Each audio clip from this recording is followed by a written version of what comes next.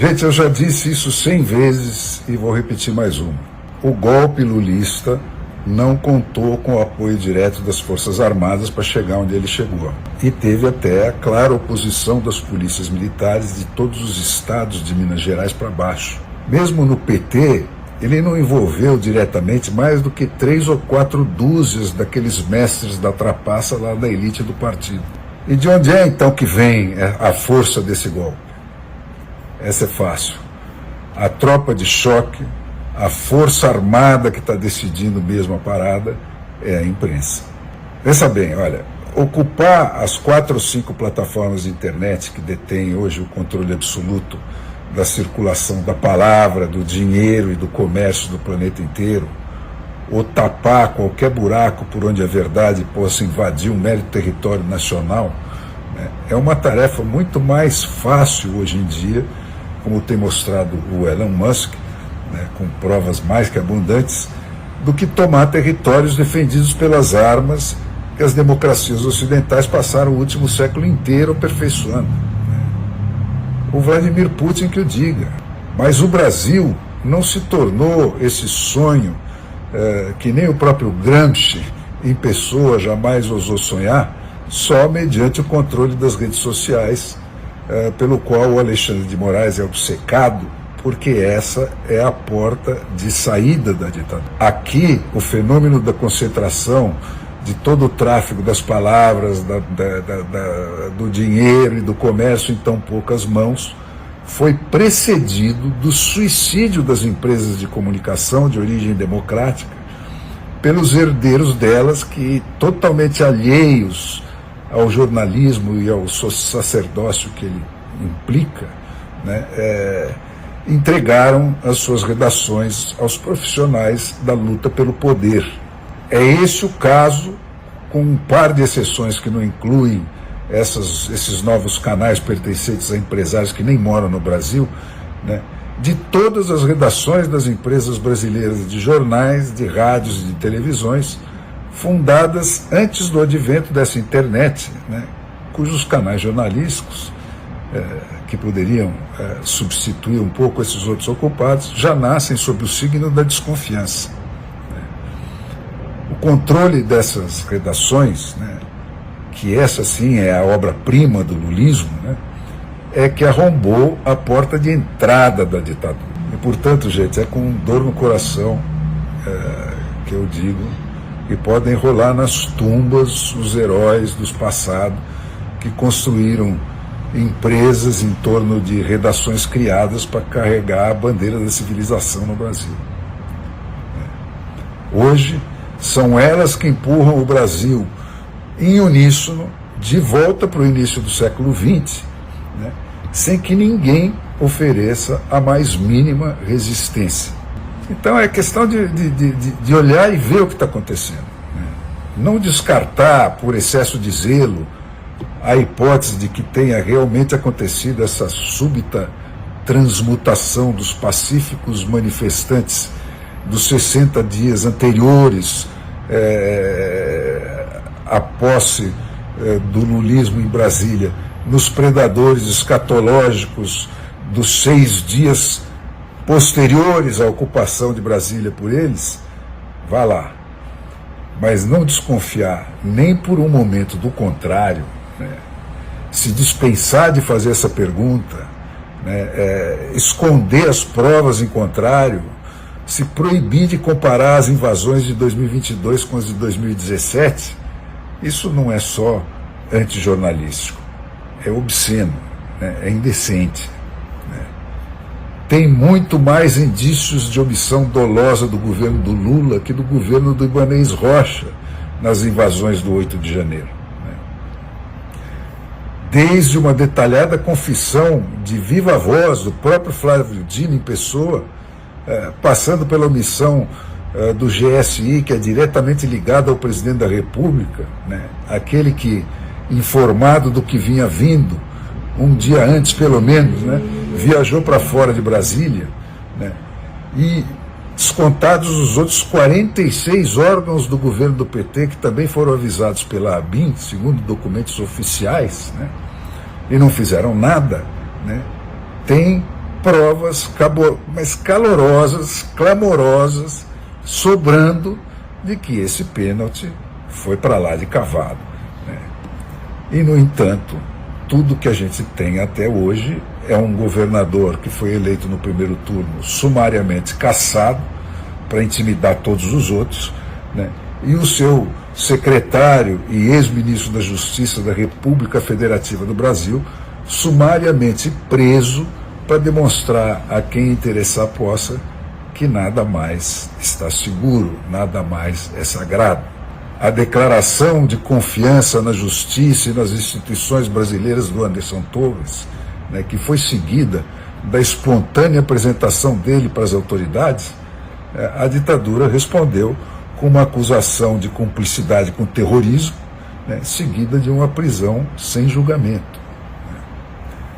E mais de 1.000 brasileiros acampados em frente àquele que vai entrar para a história como o quartel-general da ignomínia do Exército Brasileiro em Brasília, tiveram destino idêntico, né?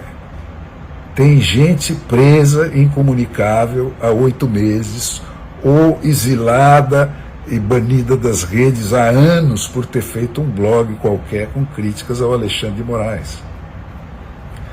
Mas os mesmos jornalistas que aceitam pacificamente o erro de competência que soltou o Lula da cadeia, à custa de matar de júri e de facto todo o poder judiciário brasileiro, e mais a maior de todas as vitórias da cidadania, que era aquela lei da ficha limpa de iniciativa popular, né?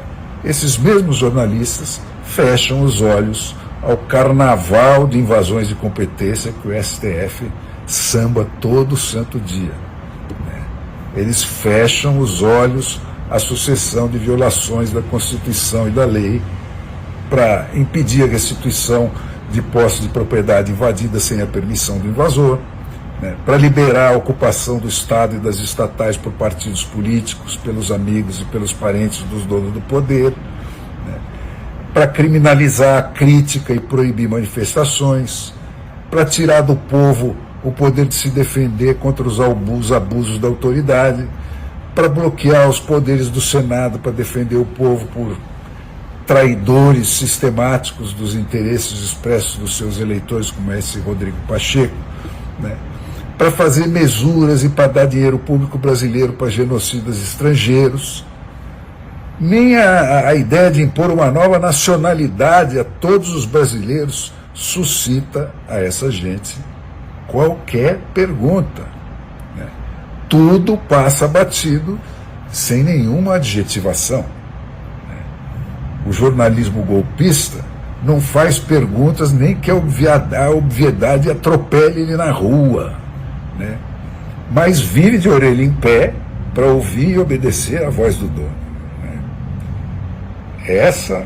A cada ordem, eles saem em matilhas, né, que são transversais, como eles gostam de dizer, às empresas supostamente concorrentes, a partir das quais eles atuam, né, repetindo o mesmo latido, o mesmo ganido, o mesmo chororô, né? E se o dono der um isca, lá vão eles cravar o dente no escado para chacoalhar e para estraçalhar, nem que seja o jornalista, sem aspas, que até ontem estava sentado ao lado deles, né? Para os inimigos, é golpista, criminoso, antidemocrático, fascista, terrorista, né? Para os amigos, é presidenta, né? Assim como só tem pecado por pensamentos e palavras, né? Os pensamentos por obra, como os que puseram o Lula na cadeia, são perdoados sistematicamente, né?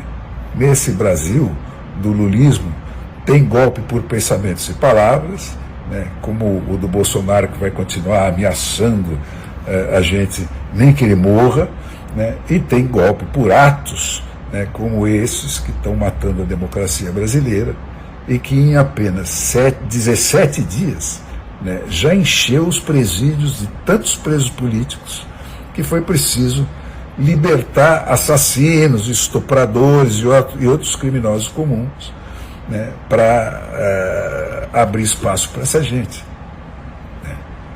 O que é ato criminoso para uns é aval para se candidatar à presidência da República para outros, né? Sem que passe nem um rubor na face de quem faz esse duplo pensar, né? Agora, alguém acha honestamente que dá para descrever o que aconteceu no dia 8 de janeiro, né? Ou pior ainda, nos 60 dias anteriores ao dia 8 de janeiro, né? Com a mesma palavra que esses mesmos jornalistas usaram para descrever o que fizeram o Osama Bin Laden nos Estados Unidos, ou os autores daquela carnificina do Bataclan de Paris, ou as orgias de sangue do Estado Islâmico pelo Oriente Médio afora? Dá para usar a mesma palavra para essas duas coisas, né? E se quem usar essa palavra for a mesma pessoa que pulverizou um moleque de 18 anos convocado para servir o exército com um carro cheio de dinamite ali naquele mesmo quartel de Ibirapuera onde o pessoal estava acampado, né? Ou gente que fuzilou um monte de inimigos da Revolução desarmados nas ruas do Brasil, né? De que nome dá para chamar o pessoal que se presta a esse grau de distorção? E está aí, ó.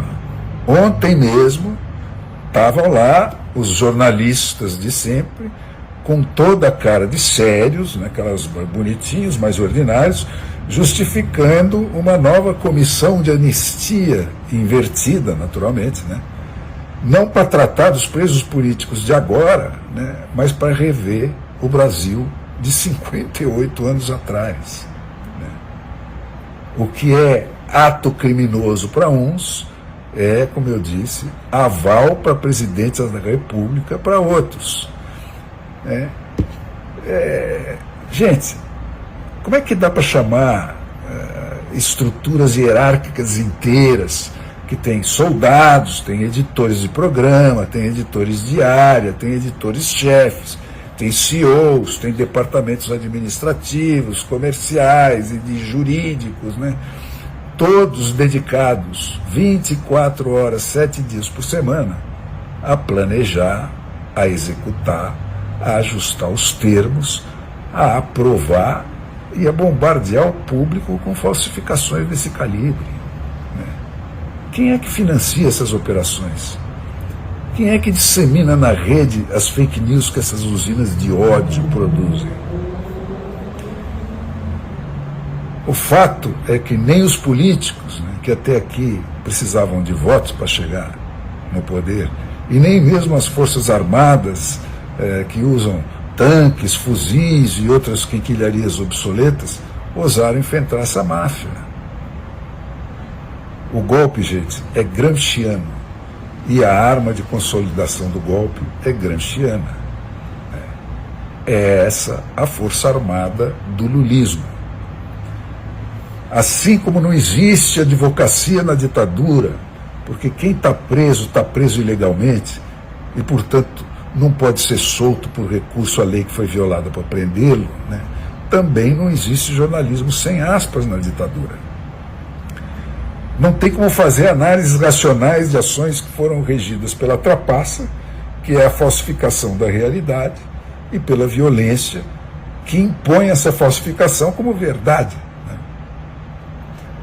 A arma que mata todo e qualquer equipamento da civilização, a arma que mata a política, a Constituição, a lei, o direito, a prestação de justiça, a defensoria pública, a defensoria privada, a segurança pública mesmo, e finalmente até as eleições, não é a dos frequentadores dos clubes de tiro, né? É a dessa tropa que zela pelo desarmamento moral e intelectual da nação. Gente, o Brasil ainda não entendeu bem o que é que está acontecendo com ele. Esse negócio que está aí é um projeto regressista, um projeto stalinista, né? Esse projeto já era mentira 100 anos atrás, né? Mas naquela altura ninguém sabia. Tudo era desculpado pela utopia. Valia o sacrifício, valia qualquer barbaridade, porque dali ia nascer uma nova humanidade sem desigualdade nem patrões e tal. Mas nessa nossa reedição como farsa, né, depois de toda a tragédia da versão original, não tem utopia nenhuma. Né? Faz bem mais de meio século que o sonho acabou. Né? E é exatamente esse o problema. Eles não têm projeto nenhum para o terceiro milênio. Eles estão na porta de saída da história, né, a menos que, de arma na mão, eles ponham a perder os milhões de manés brasileiros de hoje e de amanhã. Liberdade, gente, custa muito caro. Né? E a da nossa geração, tinha sido herdada. E é talvez por isso que ela vai sendo desbaratada com tanta facilidade. Tudo isso que está nos acontecendo em ritmo de montanha-russa, né, faz parte de uma receita perfeitamente amadurecida, minuciosamente medida e testada, né, que tem como seu principal ingrediente contar com esse perdimento da gente honesta diante do tamanho das traições e da ausência de limites da violência dos atacantes. Né? Ninguém acredita que alguém acredita que o objetivo são 100 anos de marcha ré. Né? Mas é disso mesmo que se trata. Né? O Lula.3 não está mais preocupado em convencer ninguém. Ele não se importa mais em fazer sentido. Né? Ele não tem reeleições no seu horizonte. Ele anula votos de governador para baixo como se não fosse nada.